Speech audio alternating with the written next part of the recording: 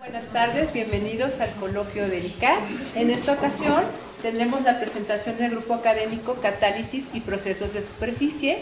Este grupo tiene como objetivo estudiar los fenómenos de absorción, desorción y reacción que se llevan a cabo en superficies, principalmente nanométricas, cuando se modifica su tamaño, forma y composición.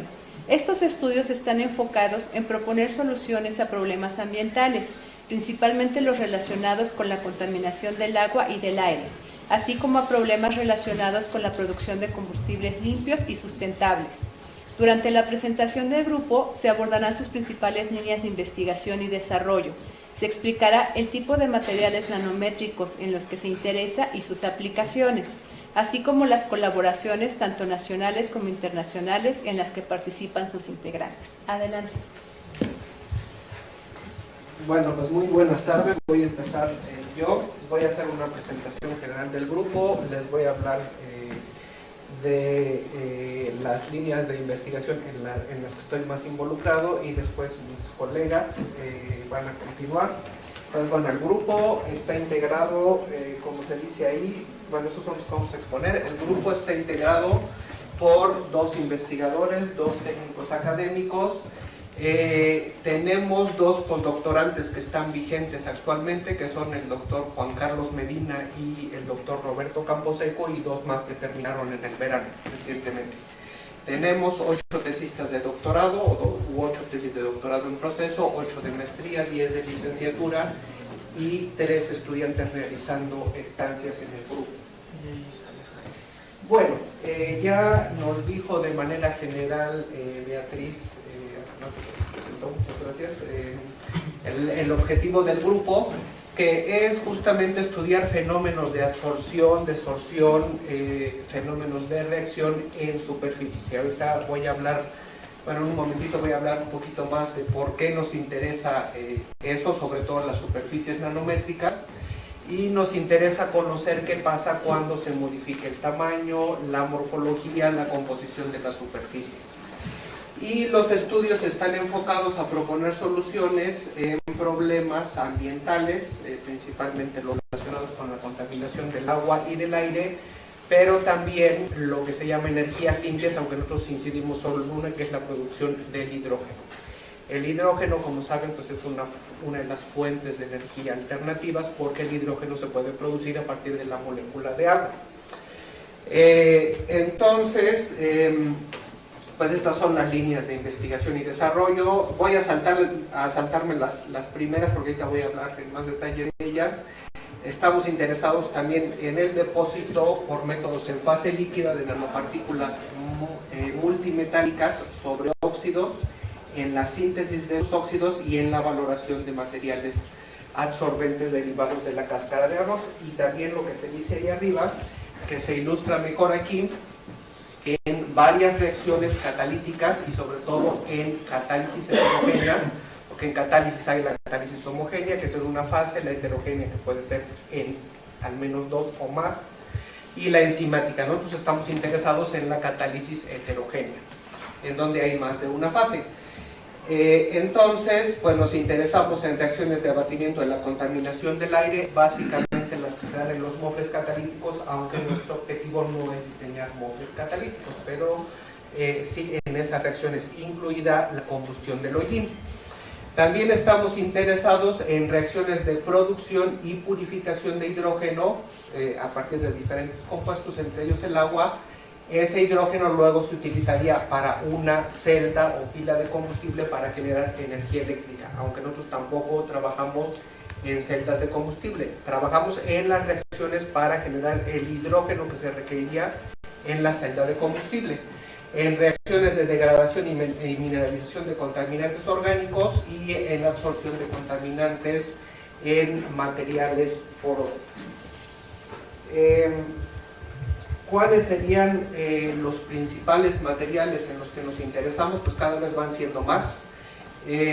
Como verán, pues nos interesa sintetizar partículas monometálicas y bimetálicas soportadas en óxidos reducibles y no reducibles. ¿Y qué tipo de partícula o qué tipo de elementos? Pues básicamente hemos trabajado con casi todos los del grupo, o bueno, con todos los del grupo 1B, casi todos los del grupo 8, de la tabla periódica, y ya incluso hay algunos por ahí del grupo 7. Y bueno, básicamente los metales catalíticos en forma de metal son activos, son los del grupo 1B y los del grupo 8. Y luego puede ser que también los tengamos en forma de óxido combinado con un metal. Pero esos son, digamos, de manera general los que hemos estudiado. Luego nos interesamos también en la síntesis de semiconductores, que algunas veces esos semiconductores, por ejemplo el óxido de titanio, el óxido de cerio, pueden ser utilizados como soportes acá, como soportes reducibles. ¿Qué tipo de semiconductores? Pues hay toda una gama, los que ya les mencioné, el óxido de zinc.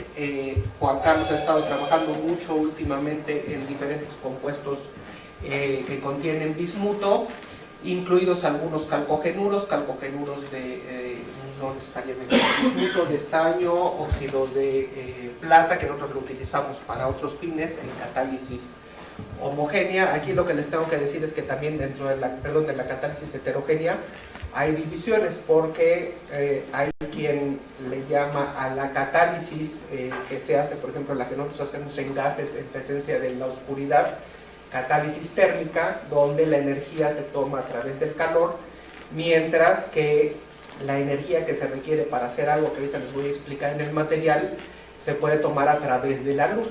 ¿Sí? Entonces ahí se llama fotocatálisis, y la otra se llama catálisis solamente, catálisis heterogénea o catálisis térmica, y las dos las abarcamos en el grupo.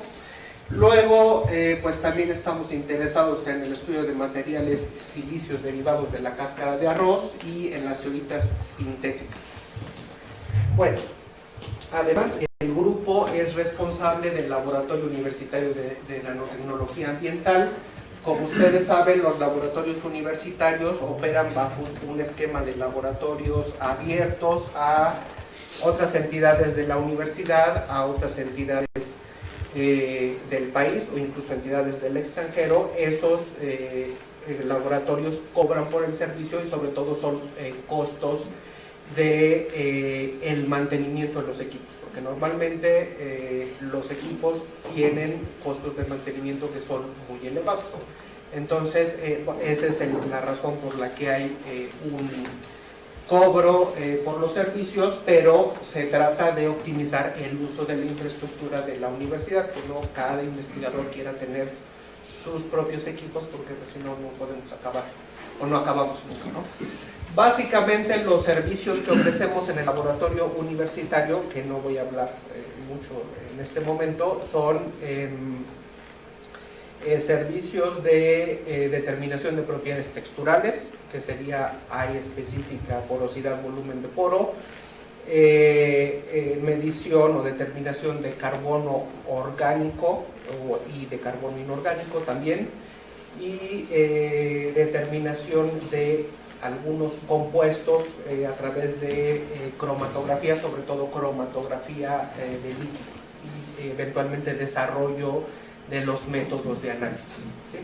Esos serían los servicios que prestamos. Bueno, regresando al grupo, el grupo o los integrantes del grupo pues tienen diferentes colaboraciones académicas.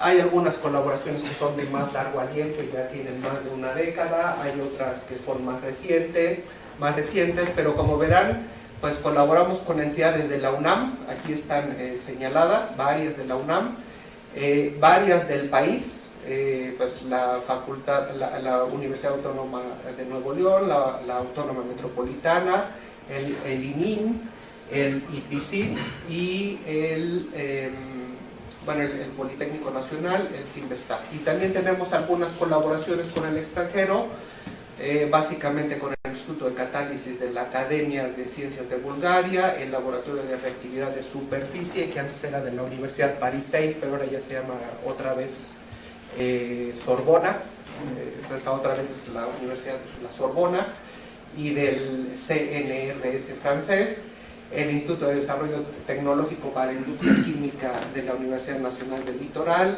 con algunos laboratorios de la Universidad Nacional del Sur, ambos en Argentina, con la Universidad de Nottingham en el Reino Unido, con el Instituto Nacional de Ingeniería Rural, Suelo y Bosques de Túnez, y con la Universidad de La Serena en Chile. Entonces, como verán, para 4 integrantes es un buen número de colaboraciones. Como les decía, hay algunos que son más recientes y algunas que están más activas y otras que están menos activas. Bueno, voy a explicar un poquito por qué nos interesamos primero en los procesos de superficie. Cuando vemos una partícula, vemos que esa partícula puede tener átomos en la superficie y átomos que están, digamos, dentro de la partícula, o llamámosle así por el momento en el bulto, aunque eso no es necesariamente en el bulto, pero al interior esto lo ilustra muy bien. Estos átomos que están dentro de la partícula tienen coordinaciones distintas a los que tienen los átomos en la superficie. ¿Qué es la coordinación? Es cuántos átomos rodean a un átomo específico.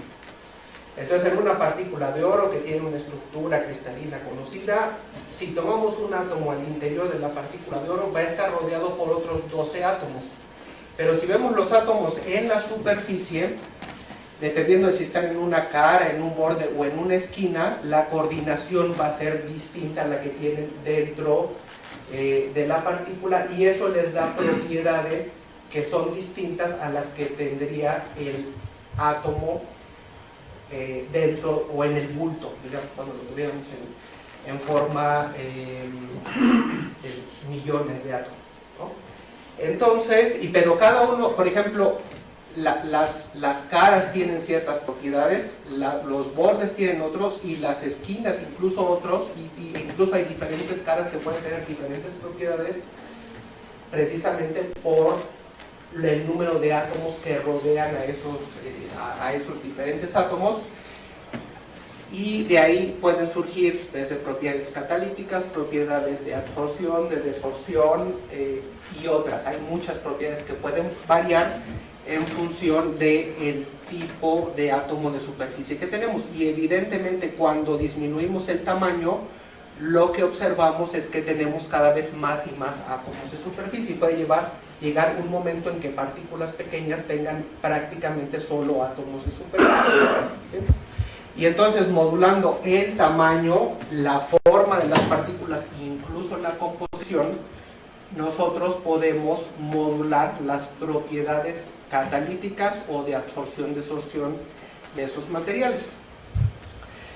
Bueno, hablando un poquito de catálisis, básicamente en la catálisis lo que se requiere es disminuir la energía de un complejo activado que se forma para pasar de reactivos a productos. En este camino de reactivos a productos hay que pasar por un complejo o varios complejos que requieren cierta energía. Esa energía se puede dar al sistema a través de calor, de presión, de luz o de otros medios, pero digamos que esos son los que utilizamos nosotros.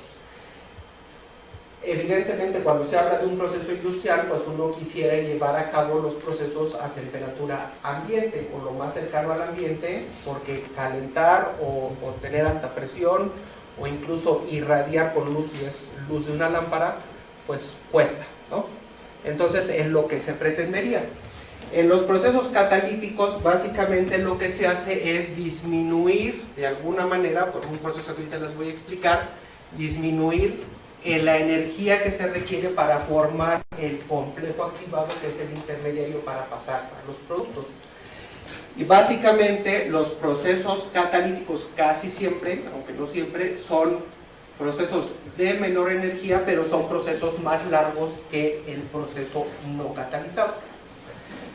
Más largos en cuanto a pasos, en cuanto a los diferentes fenómenos químicos, físicos o fisicoquímicos que se tienen que llevar a cabo para que se dé el proceso.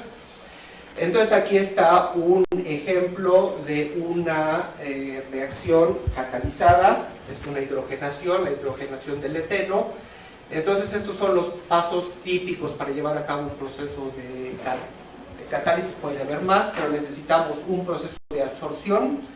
Típicamente, en la absorción lo que se hace es que se debilitan los enlaces del complejo, y entonces algunas veces se disocia, en este caso el hidrógeno se disocia, De esa manera el hidrógeno está activado o es más lábil para reaccionar, de tal manera que se acerque otro compuesto o que esté un compuesto por ahí cercano, absorbido y también activado, pueda reaccionar, formar otro compuesto y luego desorberse y dejar el sitio libre para que se dé otra vez ese ciclo catalítico. Y lo que tenemos son ciclos, y ya puede haber miles de millones de ciclos, porque lo que uno espera es que un catalizador dure mucho tiempo. Entonces ese es el proceso catalítico y es lo que tratamos nosotros de hacer. Cada uno de estos pasos puede tener sus complicaciones desde el punto de vista del diseño del material, ¿sí? Porque puede ser que absorba muy fuerte, que absorba muy poco, que absorba tan fuerte que ya no permita que reaccione porque los enlaces están muy estables, o bien que reaccione, que este quito llegue bien, pero que luego no se desorba y entonces el sitio catalítico se quede ocupado y el catalizador se genere. ¿Qué es un catalizador? Básicamente es un compuesto orgánico u organometálico. El catalizador es capaz de modificar la cinética de la reacción, es decir, hacer más rápido o más lenta la reacción, pero no puede modificar las condiciones termodinámicas. Las condiciones termodinámicas nos dicen cuál es la extensión máxima de la reacción y ni el mejor catalizador podrá mover las condiciones termodinámicas a menos de que cambiemos otras condiciones como la temperatura, ¿no? Pero el catalizador no va a modificar la termodinámica del proceso y en principio el catalizador no es consumido durante la reacción. Eso es en principio porque finalmente pues, no hay catalizadores eternos. Puede haber catalizadores que duren años, puede haber catalizadores que duren siglos, pero al final sí terminan, ¿no? Como los catalizadores que están en sus autos, pues después de unos 8 o 10 años empiezan a perder actividad, ¿no? ¿Qué se usa o de cómo está constituido el catalizador? Pues básicamente tenemos un soporte o podemos tener una fase activa, que muchas veces es un metal, aunque no siempre, y puede o no haber promotores o inhibidores de ciertas reacciones. ¿Cuáles son los compuestos típicos que se usan como fase activa? Pues pueden ser óxidos, sulfuros dispersados o metales, de manera general en cuanto a catalizadores heterogéneos. ¿Qué es lo que nos interesa a nosotros? Pues nos interesa sintetizar partículas bimetálicas.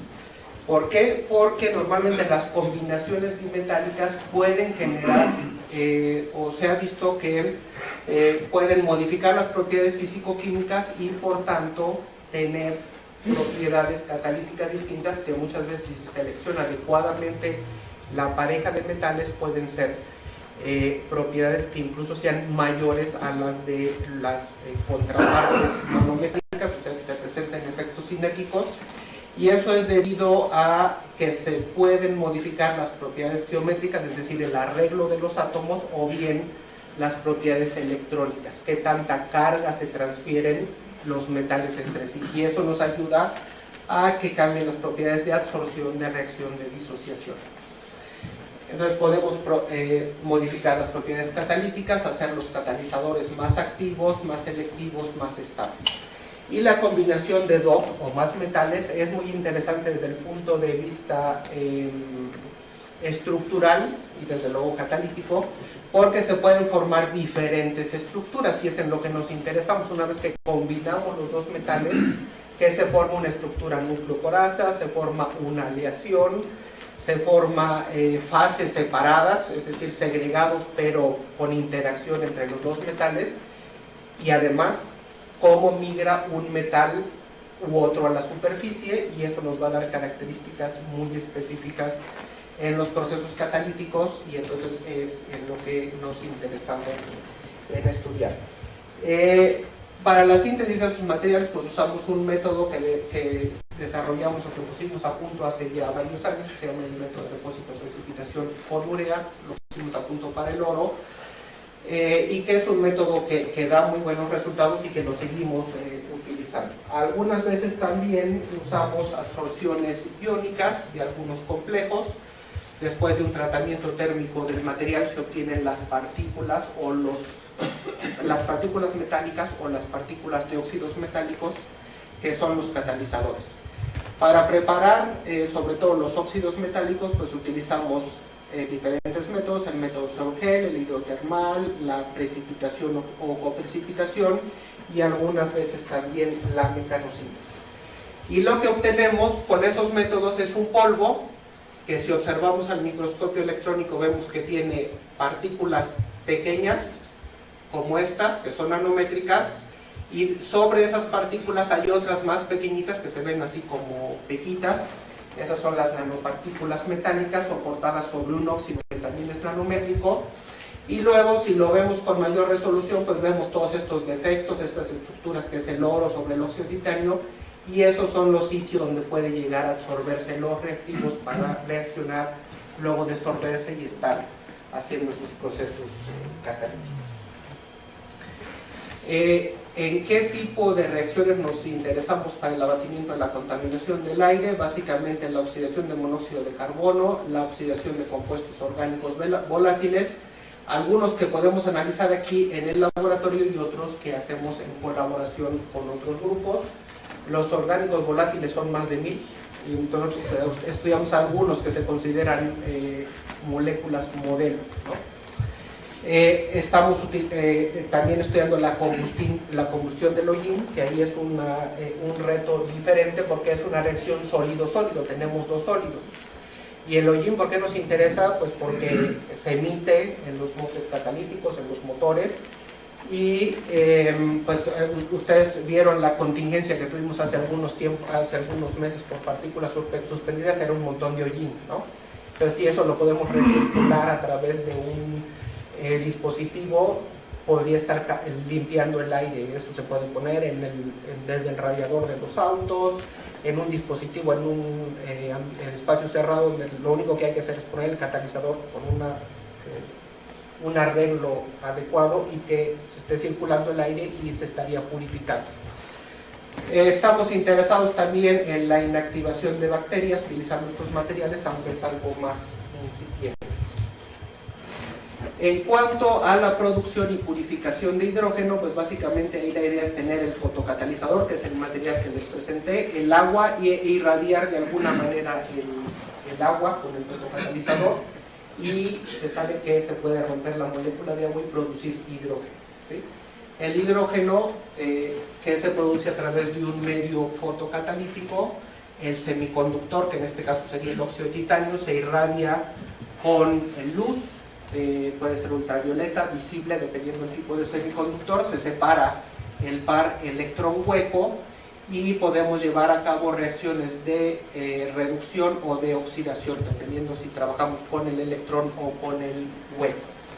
Y luego nosotros modificamos los semiconductores, por ejemplo con nanopartículas de oro o de otros metales u óxidos, porque eso nos sirve como trampas de electrones. Esos materiales sirven como bomba de electrones, jala el electrón hacia el conductor, de tal manera que se evite la recombinación entre el electrón que es negativo y el hueco que es positivo, y entonces fácilmente se recombinan antes de que llegue a la superficie y se pueda llevar a cabo la reacción, en este caso que nos interesa, de la ruptura de la molécula de agua. Bueno, si vemos, al menos según este autor, la evolución de cómo ha utilizado combustibles la humanidad, pues hace 2000 años se utilizaba sobre todo madera, luego en la revolución industrial se utilizó carbón, aunque hay ahorita quien quiere regresar al carbón. Ahorita estamos utilizando sobre todo petróleo, propano, metano, y según ese autor, el combustible del futuro, si seguimos esa tendencia de menos carbono, más hidrógeno, pues debería de ser el hidrógeno, ¿no? Entonces, bueno, por eso es interesante estudiarlo. En el laboratorio lo utilizamos lo estudiamos con dispositivos muy sencillos. Básicamente tenemos el agua, se agita para que el catalizador esté disperso y se irradia con una lámpara que puede ser ultravioleta, visible o una mezcla de ultravioleta y visible. Y bueno, luego se tiene una bomba peristáltica, eso nada más es para mover el gas y para llevarlo a un cromatógrafo y poder analizar. Pero eso en la realidad pues no sería necesario, es más bien para el análisis. Y lo que obtenemos, o estudiamos diferentes modificaciones, por ejemplo al óxido de titanio, y vemos que tenemos diferentes cantidades de producción de hidrógeno, y eso luego lo podemos explicar con las propiedades de el modificador o el modificante del semiconductor, porque por ejemplo los óxidos que presentan la mayor electronegatividad, que tienen la mayor capacidad de atraer al electrón, son los que dan la mayor actividad catalítica. Y bueno, eso casi es todo de mi parte. Nada más les digo rápidamente las reacciones que utilizamos en la producción y purificación de hidrógeno. La ruptura de la molécula de agua, que es lo que ya les dije, una reacción fotocatalítica, y también estudiamos otras reacciones que son reacciones más bien térmicas, que es la reacción del desplazamiento del vapor de agua, en la que se hace reaccionar CO y agua y se produce CO2 e hidrógeno.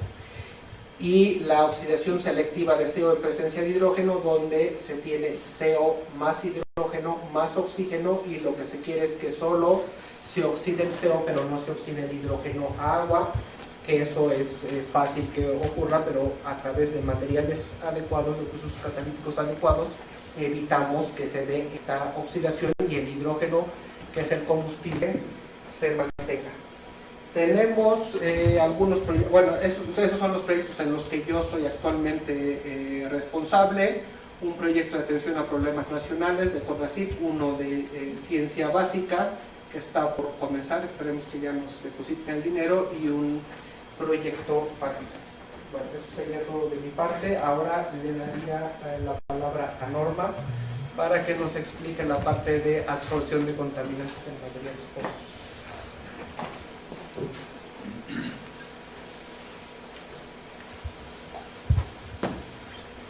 Buenas tardes. Yo nada más brevemente les voy a explicar la parte que hacemos de absorción de contaminantes en materiales porosos. Los materiales que nosotros trabajamos son zeolitas comerciales y materiales silíceos sintetizados a partir de cáscara de arroz. ¿Qué son las zeolitas? Las zeolitas son aluminosilicatos cristalinos que forman un armazón estructural tridimensional que contiene poros. Poros de un tamaño bien definido. Tenemos, por ejemplo, la zeolita de tipo A, que es un armazón tipo cúbico, en donde tenemos una abertura de poro circular de 4.1 angstroms de diámetro, formado por 8 átomos de silicio o de aluminio, de tal manera que estos están interconectados en las 3 dimensiones y forman canales que corren a lo largo de las 3 dimensiones. Trabajamos con otros tipos de zeolitas, como la zeolita faucasita, la MFI y la mordenita. En estas zeolitas lo que tenemos son diferentes tipos de armazón y aprovechamos ellos dependiendo de la aplicación que nosotros queramos dar. En la faucasita nosotros lo que tenemos son también aperturas circulares de 7.4 angstroms de diámetro y formados por anillos de 12 átomos de silicio o de aluminio. También son canales tridimensionales a lo largo de los 3 ejes, mientras que en la zeolita MFI tenemos canales también tridimensionales, pero formados por anillos de 10 átomos con aperturas cilíndricas, con diferente tamaño de 5.1 por 5.5 y 5.3 por 5.6 angstroms, y forman también canales tridimensionales interconectados. Mientras que la mordenita es otro tipo de zeolita y tiene cavidades, aperturas de poro de 12 angstroms, aperturas elípticas de 6.5 por 7 angstrom formados por 12 átomos de silicio de aluminio, y tenemos aperturas de poro de 3, también elípticas de 3.4 por 4.8 o de 2.6 por 5.7, formadas por anillos de 8 átomos, todas ellas interconectadas entre sí. La diferencia es que en este tipo de zeolita lo que tenemos son canales unidimensionales, es decir, solo corren en la dirección Z. ¿Qué es lo que nos permite esta porosidad en estos materiales? Dentro de los poros generalmente tenemos diferentes iones. Por la presencia del aluminio tenemos una deficiencia de carga que se compensa por estos iones. Cuando nosotros tenemos generalmente iones sodio, potasio o calcio, podemos hacer intercambio iónico y por ello podemos utilizarlas como un material intercambiador. También nosotros lo que podemos hacer es eliminar los átomos que hay dentro de estos poros y entonces utilizar estas cavidades para absorber diferentes materiales, entre ellos los metales que tenemos como contaminantes en mantos acuíferos, como son el paladio, el cadmio, el cesio, cobre, cromo, zinc, níquel, mercurio. También nosotros podemos utilizar estas porosidades de estos materiales e intercalar, por los métodos adecuados, metales nobles como platino, rutenio, paladio y plata, que se utilizan generalmente como catalizadores. Entonces esto nos permite mantener un catalizador que intercala las propiedades de un catalizador y de un material absorbente. También trabajamos con materiales silicios sintetizados a partir de cáscara de arroz y hemos sintetizado zeolitas tipo hemeferita y zeolita faujasita. A diferencia de las zeolitas comerciales que ya les comenté, estas zeolitas tienen una característica. Tienen una mesoporosidad característica proveniente de la ceniza de cáscara de arroz, que es de donde obtenemos la sílice como materia prima de estos materiales. También hemos sintetizado diferentes biocerámicas, cuya finalidad es obtener un sustituto óseo. Hemos sintetizado también silicatos de litio, que son muy utilizados como captores de CO2. Los trabajos que tenemos en curso son en dos ámbitos, en remediación ambiental y en salud. En remediación ambiental, lo que estamos haciendo es dopar diferentes zeolitas comerciales con nanopartículas metálicas con el fin de utilizarlos como materiales oxidantes de CO2, de CO y de contaminantes orgánicos volátiles, mientras que también estamos intercalando óxido duro de bismuto en las diferentes zeolitas para hacer un material que sirva como fotocatalizador de contaminantes orgánicos volátiles.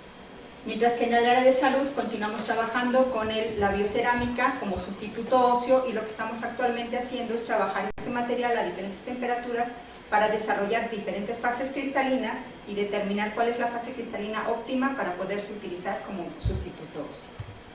Por mi parte, sí. Esto está bien.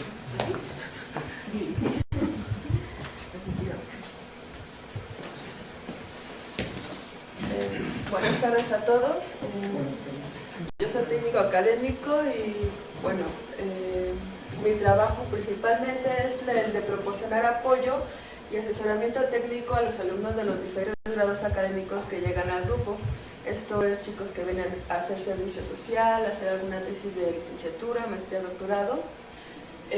También apoyamos a los muchachos que vienen ya a hacer un postdoctorado y por supuesto a todas aquellas personas que son externas al grupo o al ICAT, pues que llegan por alguna otra razón, ya sea hacer una colaboración, una estancia de investigación o simplemente solicitar algún servicio. Dentro de las tareas que yo realizo, principalmente está la de la síntesis de materiales, esencialmente en la cuestión de nanopartículas mono y bimetálicas soportadas en óxidos metálicos por métodos en fase líquida, como son los que ya les mencionaron, el depósito de precipitación, coprecipitación, impregnación, etc. Y la otra es la de evaluar estos materiales, principalmente en las reacciones de interés ambiental, como es la reacción de oxidación de CO, combustión de hollín y la oxidación de formaldehído. En ambas tareas, algo importante de mi trabajo es que yo soy quien se encarga de enseñar a los muchachos los procedimientos y el adecuado uso de los equipos, pues para que puedan desarrollar su trabajo. En algunas ocasiones yo puedo relacionarme más en el trabajo de alguno de ellos y entonces ya fungir como su supervisor técnico en su trabajo de tesis. Después, también me encargo de la caracterización de materiales, principalmente en el análisis textural por BET, esto es, mediante la fisisorción de nitrógeno, nosotros podemos determinar lo que es el área superficial específica, la distribución de tamaño de poro, el volumen de poro, el tamaño promedio de poro, pues de los sólidos que son porosos y polvos finos. En este caso es una técnica bastante demandada, entonces yo me encargo de hacer absolutamente todos los análisis. Esto es un poco para dar que el equipo sea eficiente, que trabaje todo el tiempo y que hagamos un uso adecuado de los recursos. Al año he estado midiendo, ahorita ya llevo yo creo que más de unas 120 muestras. Estas son muestras no solo del grupo, sino también de gente externa, así que son una gran variedad de materiales con diferentes aplicaciones. Después también doy asesoramiento técnico en la caracterización para determinar el tamaño de partícula y potencial Z.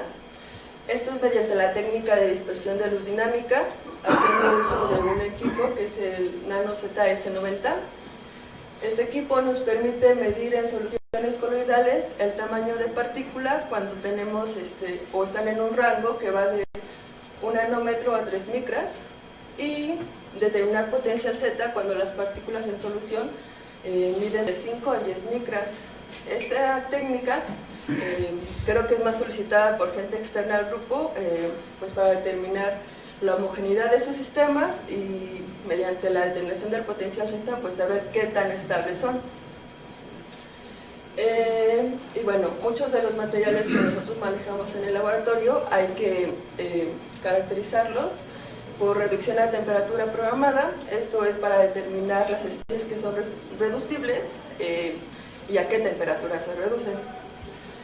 Y la determinación de carbono total. En este caso yo solo me encargo de medir las muestras que llegan al laboratorio como parte de un servicio, que es otro de mi trabajo, ¿no? Realizar los servicios externos. Es decir, llegan conmigo, yo mando una cotización, me mandan las muestras, las analizo, entrego resultados. Y bueno, esto no es solo para la determinación de carbono total, sino también para lo que es determinación de área específica y determinación de tamaño de partícula y potencial Z. Después, bueno, otras de mis actividades pues básicas tienen que ver con la logística del laboratorio para que trabaje de manera adecuada. Y son principalmente la implementación de bitácoras, porque de repente ya somos muchas las personas que están trabajando ahí, el suministro de materiales y reactivos, la programación del mantenimiento de los equipos, pues ver cuándo es necesario y cuándo se tienen los recursos, que a veces no es posible, y un poco con la seguridad y la higiene del laboratorio. Y bueno, en la medida de lo posible, pues resolver los múltiples problemas que se presentan. Y bueno, obviamente tengo que redactar manuales e informes técnicos. Hice un manual de operación básico para el equipo Autosol-1, que es el equipo que nos permite medir el área superficial. Es importante porque, pues, para que cualquiera, no solo yo, en determinado momento pueda hacer uso del equipo adecuadamente. Y bueno, actualmente ya evaluamos nuestros materiales en la reacción de oxidación de formaldehído. Este es un procedimiento reciente en el que trabajé bastante, así que desarrollé hice un informe técnico al respecto de toda esa metodología en la que se trabajó. Y ya, por mi parte solo. Gracias. Buenas tardes, yo ya soy el último. Bueno, voy a presentar algunas de las líneas de investigación que tenemos en el área de fotocatálisis y los trabajos que hemos desarrollado en el último año, de junio del año pasado a septiembre. Entonces, bueno, como ya explicaba el doctor Zanella, trabajamos en el área de fotocatálisis. Él ya explicó el procedimiento, nada más para recordar los puntos clave. En fotocatálisis heterogénea nosotros tenemos a un material semiconductor, que es un óxido metálico o algún otro calcogenuro, y este está en una fase distinta. O sea, por ejemplo, en el caso de agua lo podemos tener como una suspensión o lo podemos tener depositado como una película delgada, y entonces los materiales que nosotros queremos, cuya reacción queremos catalizar, van a ser absorbidos, es decir, va a ser un fenómeno en superficie, se van a absorber, y entonces una vez se absorben se prende la luz o la fuente lumínica, incluso puede ser el mismo sol, y entonces el fotocatalizador tiene la capacidad de absorber la energía de los fotones, excitar un electrón que está en un estado base, en la banda de valencia, y migra hacia la banda de conducción, entonces está en un estado excitado. Tenemos dos especies excitadas, una especie oxidante y una especie reductora. Y a partir de estas dos especies se pueden llevar a cabo procesos de oxidación por acá, en donde se puede oxidar la molécula de agua y se puede llegar a la formación de radicales OH, que son bastante oxidantes. Y también se puede llevar a cabo fenómenos de reducción. Con este electrón que está excitado, se pueden llevar a cabo procesos de reducción, como reducción de la molécula de agua para la producción de hidrógeno. Entonces, trabajamos principalmente en la degradación de contaminantes orgánicos en agua. Y aquí es importante hacer una diferenciación, qué es degradación y qué es mineralización. Degradación se refiere al proceso por el cual una molécula orgánica se rompe, se convierte en moléculas orgánicas más pequeñas que pueden o no pueden ser contaminantes, pueden o pueden no ser tóxicas. Y la mineralización es cuando se llega hasta el límite de la oxidación de las moléculas orgánicas, y este límite es la formación de dióxido de carbono. Ya pueden discutir si son gases de efecto invernadero o no, pero bueno, por lo menos tóxicos en el agua no son. Entonces, algunas de las directrices que tenemos en el grupo es disminuir la energía de activación de los semiconductores que producimos, es decir, disminuir esta energía, la que se conoce como band gap. También depositamos nanopartículas, como lo decía el doctor Zanella, monometálicas y bimetálicas, para incrementar la eficiencia de las reacciones de oxidación y reducción por el efecto de trampa de electrón. Por otro lado, incrementar los potenciales de oxidación y reducción. Como les comentaba, tenemos una parte oxidante y una parte reductora. Entonces lo que queremos hacer es incrementar, hacerlo cada vez más oxidante para oxidar a moléculas más recalcitrantes, o que sea cada vez más reductor para poder aspirar a reducir, por ejemplo, metales pesados como cromo 6, reducirlo a, no solamente a cromo 3, sino precipitarlo como cromo metálico, o bien para obtener hidrógeno a partir del rompimiento de la molécula de agua. Para ello generamos lo que se conoce como heteroestructuras de semiconductores. No solamente un semiconductor, no solamente usamos óxido de titanio, sino que el óxido de titanio lo acoplamos a otro semiconductor, llámese óxido de plata, que puede ser también óxido de cobre, óxido de bismuto, etc. También hacemos construcción de heteroestructuras para su funcionamiento como esquema Z, que en un momento les digo qué es un esquema Z.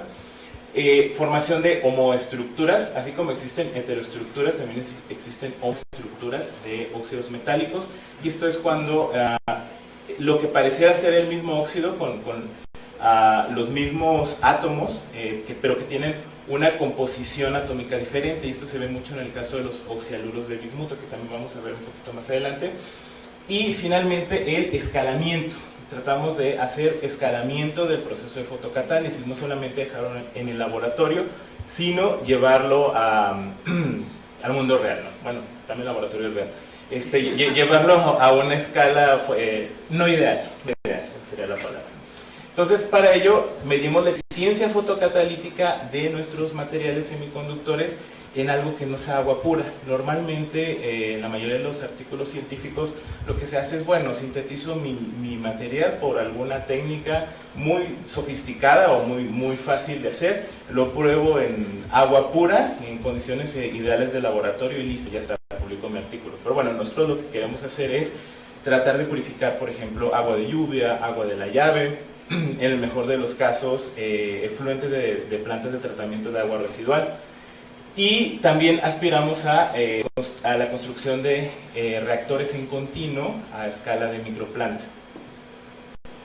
Bien, entonces, bueno, esto es uno de los artículos que tenemos publicados, en donde modificamos el dióxido de titanio a través del dopaje con átomos de boro. ¿De qué se trata el dopaje? Bueno, básicamente se trata de nosotros sintetizamos el dióxido de titanio por un método conocido como sol-gel, pero durante la síntesis del óxido de titanio nosotros insertamos algunos átomos de boro en la red atómica del semiconductor y obtenemos óxido de titanio con deficiencias o con vacancias de oxígeno, las cuales son sustituidas por el átomo no metálico. Entonces tenemos este átomo de boro incrustado en la red atómica del óxido de titanio. Y para complicarnos más la vida, también depositamos nanopartículas de oro en superficie por el método que había comentado el doctor Zanella de proceso de precipitación. La idea era reducir el band gap o la energía de activación del catalizador. No obtuvimos resultados muy alentadores, puesto que conforme incrementábamos la carga de boro, el band gap o la energía de activación era más o menos la misma. No obstante, el área superficial específica sí incrementó, por lo que el material podía absorber mejor a los contaminantes, y bueno, eso nos dio cierta esperanza para ver si funcionaba fotocatalíticamente. A través de caracterizaciones químicas como XPS, pudimos ver cómo los átomos de boro se insertaban en la red atómica del óxido de titanio, principalmente como óxido de boro, más que como una unión óxido titanio-boro. Al momento de depositar las nanopartículas de oro en la superficie, aquí podemos ver una partícula de óxido de titanio, está grande, y aquí vemos estos puntitos de nanopartículas de oro. Estas nanopartículas de oro se depositaron con diferentes cargas, y vimos tamaños de partícula, de nanopartículas de oro tan pequeños como 2.5 nanómetros. Entonces estamos trabajando como partículas nanométricas sumamente pequeñas. Para medir la eficiencia fotocatalítica del material, que es lo que nos interesa, se llevaron a cabo pruebas de fotocatálisis en un reactor tipo batch pequeño de 250 mililitros, en donde pusimos en suspensión a los materiales fotocatalíticos, sea óxido de titanio solo o con las diferentes cargas de boro, y al momento de iluminarlo medimos la degradación del antibiótico sulfametoxazol. El sulfametoxazol es un antibiótico muy usado en enfermedades gastrointestinales, es parte de el principio activo del Bactrim. Entonces vemos porcentajes de mineralización, recordando que mineralización se refiere a la completa oxidación del compuesto hasta dióxido de carbono y agua, y bueno, en este caso sulfatos y nitratos, y vemos eficiencias de mineralización prácticamente totales a los 480 minutos de irradiación con luz visible del tipo de los que nos dan estas lámparas de bajo consumo energético. Y cuando comparamos la eficiencia de mineralización del material dopado con boro y cuando ya le ponemos nanopartículas de oro en la superficie, pues vemos que a los 300 minutos ya tenemos la completa mineralización del antibiótico con el material modificado en superficie con nanopartículas de oro. Entonces, bueno, mucha gente podría decir, bueno, pero por reducir tan poquito el tiempo de mineralización vamos a poner oro, pues ya en términos de costos no es como lo mejor para quien lleva los proyectos y los dineros.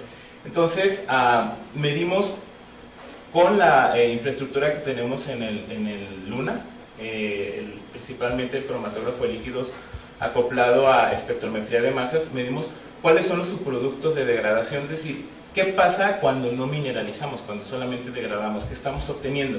Los principales subproductos de degradación son estos, el ácido sulfanílico y el 3-metil-5-aminoisoxazol. Y fuimos un poco más allá y determinamos algunos de los subproductos de degradación. Y bueno, vemos que se detiene principalmente aquí cuando ya llega la fase de quinolona y finalmente llega la mineralización. Entonces, queda la pregunta, bueno, ok, obtienes todos estos subproductos de degradación, pero ¿qué tan tóxicos son? Eventualmente también hacemos pruebas de toxicidad. Por un lado, hacemos pruebas de toxicidad con organismos modelos como Vibrio fischeri y vemos dosis letal 50, vamos a intentar hacer pruebas de toxicidad con algas. Y por el otro lado hacemos pruebas de actividad antibiótica remanente, es decir, de esta plétora de compuestos que tenemos aquí, cuáles todavía tienen poder antibiótico que van a quedar presentes en el agua. ¿Por qué nos interesa saber si alguno de estos tiene poder antibiótico? Porque eventualmente estos van a estar presentes en el agua, sea en el agua residual o en el agua potable, y las bacterias que estén presentes van a estar en contacto siempre con estos compuestos remanentes y pueden comenzar a generar resistencias a antibióticos. Entonces, normalmente la resistencia a antibióticos la relacionamos con hospitales que en Médica Sur hubo un caso de resistencia a antibióticos. Esos son los casos, digamos, como más graves, como más periodísticos. Pero lo cierto es que la resistencia a antibióticos que tenemos en el ambiente es extremadamente diseminada y es la que más nos afecta. Y nos va a afectar en el futuro, por eso luego esas notas así súper dramáticas de que en 2050 van a aparecer las superbacterias y no va a haber antibiótico que las pueda matar. Bueno, otro de los semiconductores que desarrollamos son semiconductores heteroestructuras muy sencillas como óxido de titanio modificado en superficie con nanopartículas de óxido de plata, y lo comenzamos a utilizar porque, bueno, cuando yo inicié en el grupo del doctor Zanella, yo comencé a trabajar con óxido de titanio modificado en superficie con nanopartículas metálicas de plata, pero veía que a lo largo de la reacción de fotocatálisis esta plata se oxidaba y luego se reducía y luego se volvía a oxidar y se volvía a reducir, y así continuamente lo que duraba la reacción. Entonces la suspensión estaba cambiando de color todo el tiempo, entonces dijimos, bueno, pues vamos a probar el óxido de plata a ver qué tal funciona. Entonces aquí ya tenemos dos semiconductores que están unidos, los dos tienen un band gap o una energía de activación. El del óxido de titanio es una energía de activación alta, o sea, se va a excitar principalmente, va a producir los pares hueco y electrón principalmente con luz UV, mientras que el óxido de plata tiene una energía de activación más bajita y entonces va a producir los pares hueco-electrón con luz visible. Entonces tenemos una dupla que se puede activar con luz visible. Y bueno, el método de síntesis fue un método de síntesis también muy sencillo por precipitación. Probamos el óxido de titanio, probamos formar las nanopartículas de óxido de plata a diferentes temperaturas de tratamiento térmico. Y bueno, aquí vemos en esta imagen la micrografía del óxido de titanio, y estas pequeñitas son las nanopartículas de óxido de plata que están depositadas en la superficie, la mayoría de ellas por debajo de los 5 nanómetros.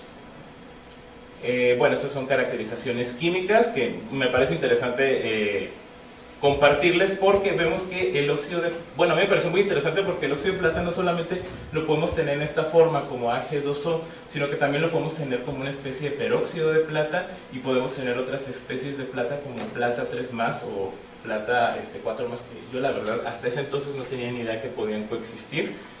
Pero bueno, tenemos estas especies, y se sabe por la literatura que el hecho de tener coexistiendo estas dos especies de óxido de plata y de peróxido de plata puede incrementar la actividad fotocatalítica. Entonces, bueno, esto es básicamente otras caracterizaciones que hemos hecho. Aquí podemos ver la disminución en la recombinación del par hueco-electrón, es decir, lo inverso que sería la activación del material, o lo que sería la inactivación del material. Podemos ver que el óxido de titanio solito se inactiva bastante, mientras que cuando depositamos nanopartículas de óxido de plata en la superficie, la inactivación del fotocatalizador disminuye.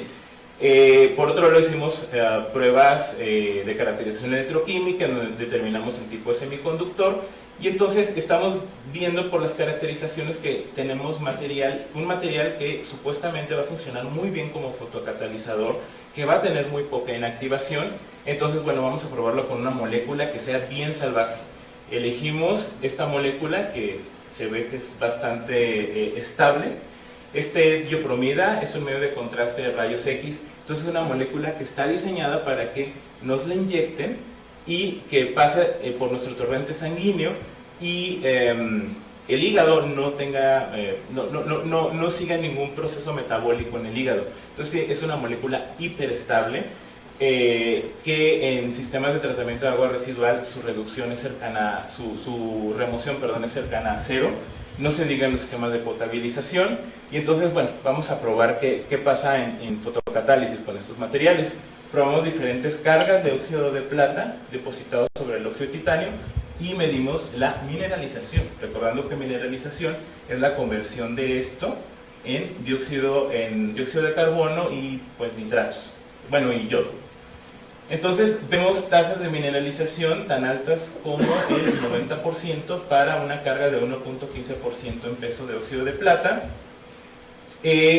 Tratamos de escalar el proceso. Aquí se muestran las cinéticas de degradación por fotólisis y por fotocatálisis con óxido de plata, óxido de titanio y el material que nos dio mejor actividad, y esto fue en agua potable.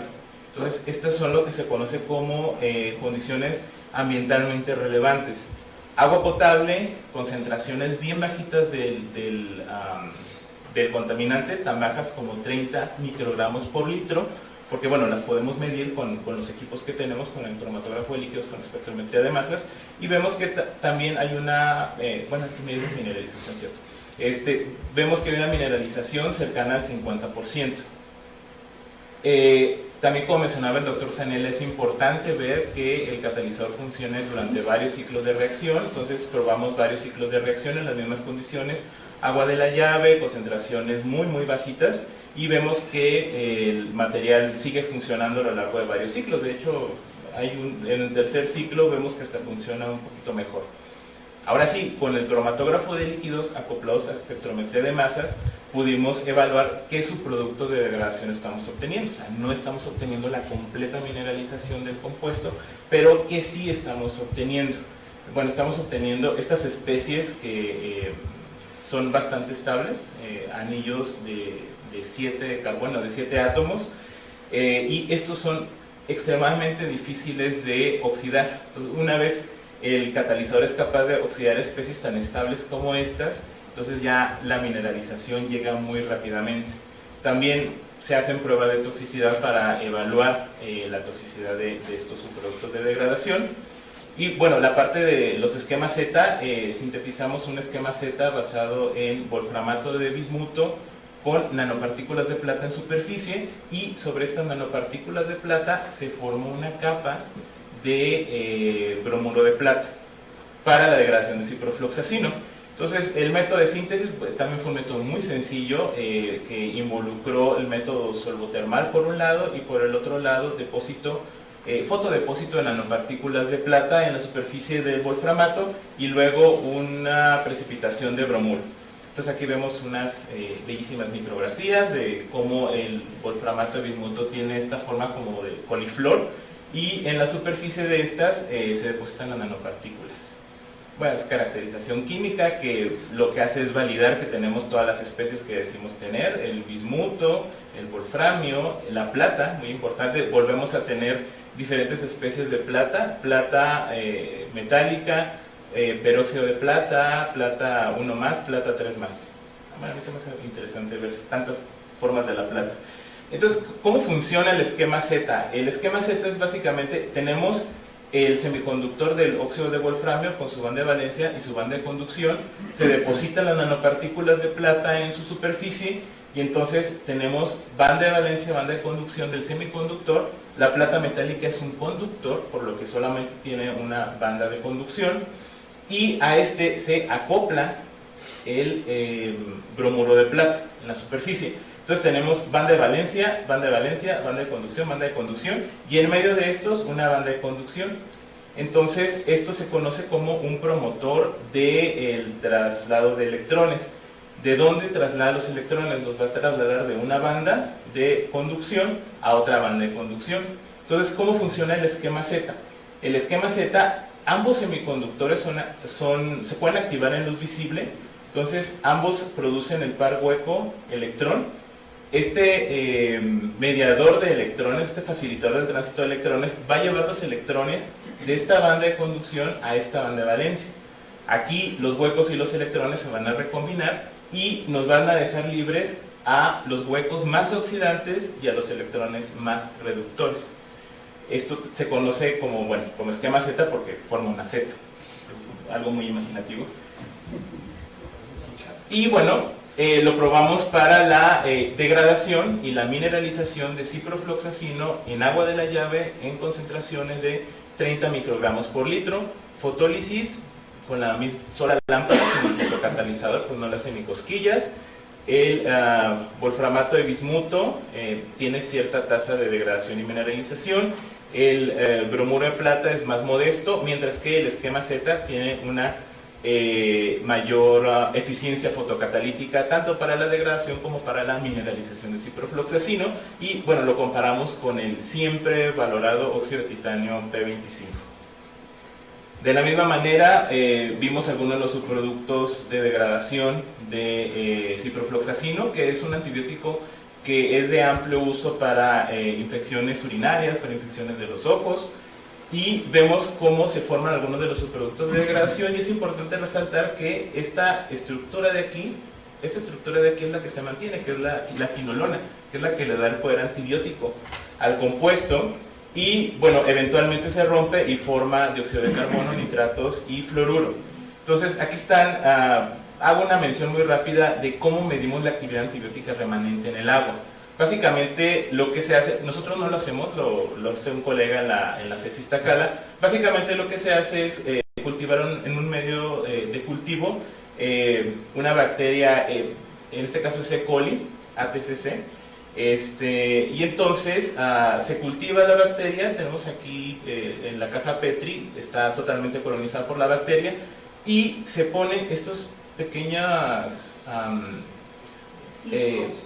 discos, exactamente es la palabra, discos de papel, los cuales se impregnan con la muestra de agua tomado a diferentes tiempos de reacción, y entonces se ve el diámetro de la zona de inhibición alrededor del disco. Entonces este es un disco, es este.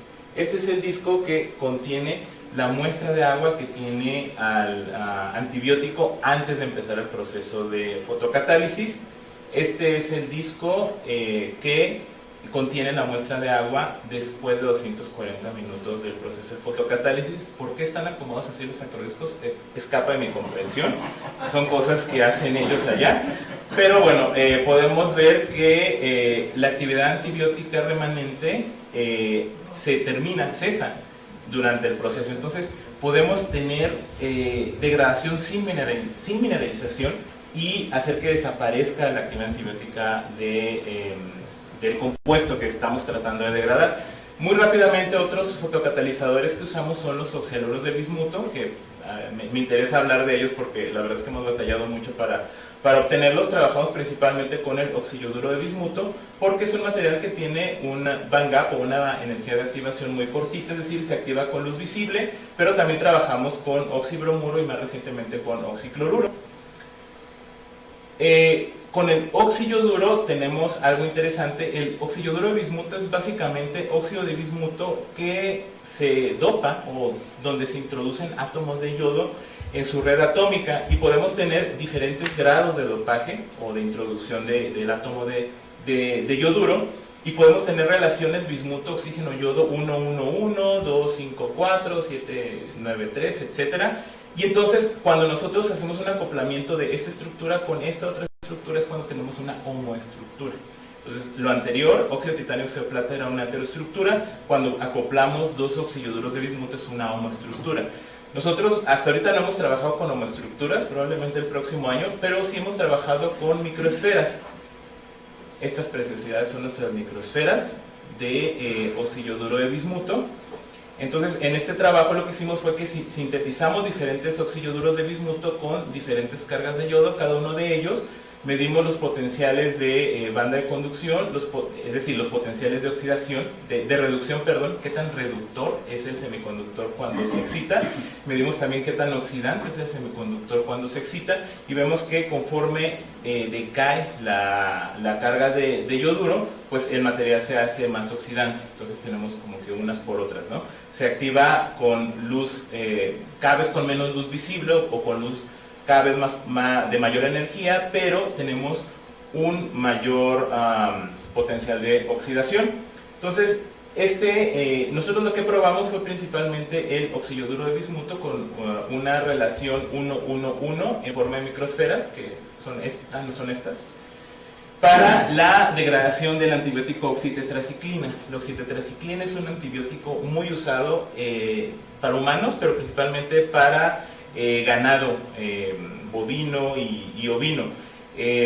Este se usa, por ejemplo, en Estados Unidos. Prácticamente todas las vacas se les suministra oxitetraciclina con el fin de luego andar evitando demandas porque la carne tenía alguna infección.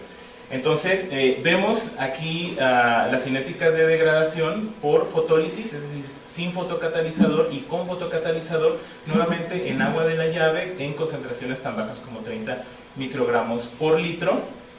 La eficiencia no se pierde después de 3 ciclos de reacción, y también determinamos el mecanismo de degradación de la molécula, y bueno, intentamos también dar explicación a cómo se lleva a cabo el proceso de absorción de la molécula en el material de bismuto, porque también descubrimos algo interesante de los materiales de bismuto, y es que tienen muy fácil coordinación con moléculas orgánicas. Y finalmente, y ahora sí ya voy a terminar, el escalamiento del proceso fotocatalítico para purificar agua de lluvia. Entonces, lo que tratamos de hacer es sintetizamos los materiales fotocatalíticos y estamos muy contentos por obtener nuestras microesferas, todo muy bien, muy bonito. Y entonces lo escalamos a un reactor de mayor tamaño que funciona en condiciones dinámicas, es decir, ya no es el vaso de precipitados que está en agitación, sino que ya es un sistema que, aunque es batch todavía, tiene condiciones de flujo dinámico. Y bueno, el material sigue estando como una suspensión, es decir, este sólido está en una suspensión con el agua. Luego migramos a la formación de películas delgadas. Entonces, uno de nuestros alumnos, Daniel, desarrolló un método de depósito de películas delgadas de óxido duro de bismuto sobre vidrio. Pero también nos interesa depositar los materiales fotocatalíticos sobre materiales plásticos, porque es mucho más barato, es mucho más seguro, pero nos enfrentamos al gran problema de que cuando se activen o cuando comience el proceso fotocatalítico, pues le empiezan a dar en la torre al material plástico, ¿no? Porque al final de cuentas pues es un material, digo, todos lo hemos visto como las botellas de plástico se oxidan y eventualmente se hacen quebradizas. Entonces aquí la idea es proteger a las superficies plásticas primero y luego depositar el material fotocatalítico para entonces llegar a un reactor más grande a escala de microplanta, no piloto, microplanta. Entonces, bueno, esto es más o menos lo que les comentaba, proteger la superficie de plástica con un precursor de silicio y entonces ya depositar el óxido de titanio en la superficie y que se lleven a cabo todos los procesos que se tengan que llevar a cabo en la fotocatálisis. Y bueno, eso está hicimos una solicitud de patente, todavía no están los detalles, pero bueno, básicamente aquí se muestra cómo este es un espectro infrarrojo de policarbonato, bandas típicas del policarbonato, cómo se van cubriendo y son reemplazadas por terminaciones OH del silicio y eventualmente del óxido de titanio. Entonces desarrollamos estos cartuchos en donde tenemos un tubo de acrílico y dentro de este tubo de acrílico ponemos una pieza de poliestireno que tiene forma como de un árabe, como de un tornillo sin fin, y sobre este material de poliestireno es donde depositamos el fotocatalizador. Y entonces el agua fluye a través de estos cartuchos y cada uno de estos cartuchos es un reactor. Entonces aquí sí ya tenemos un reactor en continuo. El agua entra, pasa por, aquí hay 4 en cada uno de los pisos, entonces son 4, 8, 12, 16 por 2 pasos o reactores. Y bueno, este sistema de reacción fue financiado con un proyecto de la CECITI, ahora SECTEI, y fue entregado para purificación de agua de lluvia en una escuela al sur de la Ciudad de México. Bueno, y los chicos le pusieron este nombre de Sanachater, que significa, en una lengua indígena que no me acuerdo, agua pura de luna. Muy imaginativos ellos. Entonces, este es el sistema provisional. Aquí está el reactor. Atrás de esta construcción hay una cisterna en donde se hace la captación de agua de lluvia y entonces lo pasamos a un garrafón. Y bueno, fotos de los niños tomando agua sin morir. No, bueno, ya llevan varios ratos tomando agua.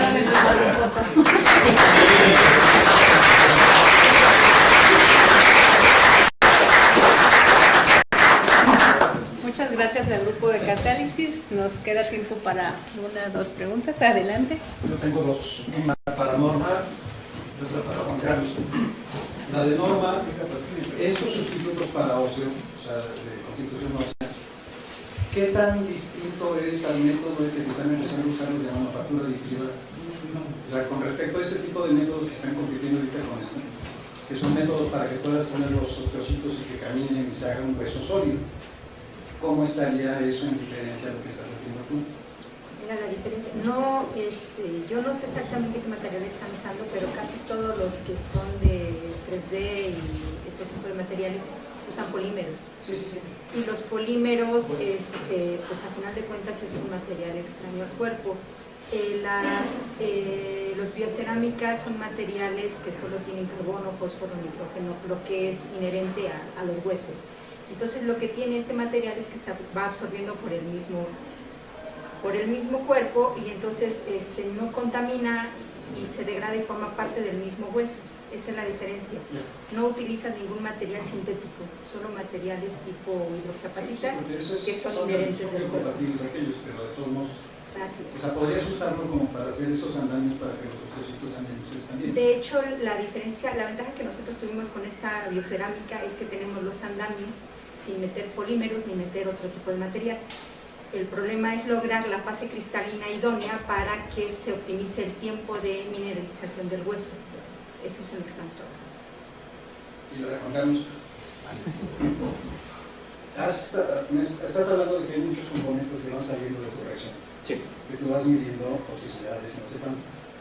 Pero no veo pruebas de ellos. O sea, yo lo que sé en química es que de repente un compuesto que parece absolutamente ridículo, le cortas una pata y ya no sabes si es cancerígeno o no. Sí. Entonces, ¿han pensado en hacer pruebas de reacción de estilo ENIS en estas cosas? Pues sí lo hemos pensado, la cosa es encontrar con quién hacerlo. Pues está aquí. Ah, pues ya resuelto el problema. Sí, porque bueno, Esa es la nota de México. básicamente nuestra infraestructura lo que nos permite es ver qué hay.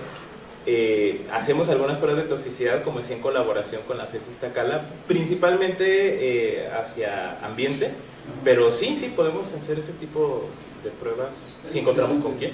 No, yo creo que sería la compatible y ya le entra todo ese tipo de cosas, pero tiene mecanismos casi industriales. Doctor Kemper. Sí, mira, esto va para todo el grupo. En alguna oportunidad, el PUMA, que es el Programa Universitario de Medio Ambiente, conjuntamente con el PUMA es el Programa Universitario de Energía, a cargo del doctor José Luis Fernández Suárez, convocó a un conversatorio para conformar una comisión para que estudien las posibilidades de ver cómo sintetizar hidrógeno, producir hidrógeno, vaya mirándolo con una visión al futuro como una fuente inagotable de energía. ¿Qué opinan ustedes?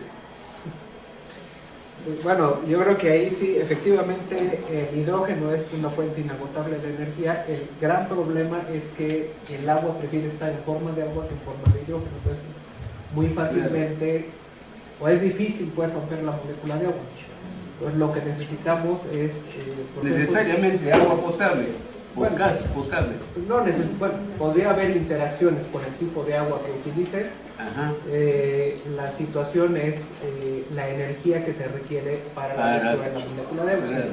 La idea es hacerlo con la energía del sol, pero sí, las eficiencias que se obtienen hasta ahora son bajas.